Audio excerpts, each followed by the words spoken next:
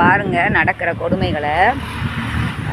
ஏற்கனவே நான் வந்து டிசம்பர் 8ஆம் தேதியிலேருந்து நானும் என் குழந்தைகளும் வீட்டுக்கு வெளியில் வீதியில் இருந்தோம். இந்த பதிவை பார்த்துட்டு நிறைய நல்ல உள்ளங்கள் வந்து என் குழந்தைங்க தங்க பாதுகாப்பு செஞ்சுருக்கீங்க, ரொம்ப நன்றி. நான் இன்னும் எங்களோட வீட்டோட வீதியில் தான் இருக்கேன்.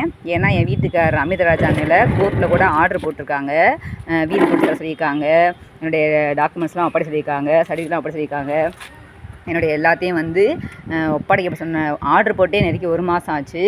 இன்ன வரைக்கும் எந்த ஆக்ஷன் எடுக்கலை. அதனால் காவல்துறையும் எந்த ஸ்டெப்பும் எடுக்கலை.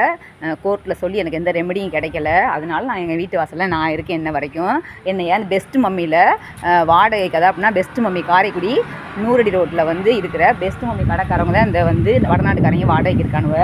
அவனுக்கு வந்து இன்றைக்கி பாருங்கள், இந்த நான் அரிசி பருப்பு அம்புட்டும் வச்சு சமைக்கிறதுக்காக வச்ச பொருட்களில் அங்கேருந்து தண்ணியை ஊற்றி விட்டு எங்களை வந்து இங்கேருந்து அப்புறப்படுத்த நினைக்கிறாங்க. அது காரணம் இந்த பாருங்கள், நல்லா பாருங்கள், இந்த வெண்கை தான் முடிஞ்சதை பாருன்னு சொல்லியிருக்காங்க. அதனால் நான் முடிஞ்ச பக்கம் இந்த கை நிறைய கல் வச்சுருக்கேன்.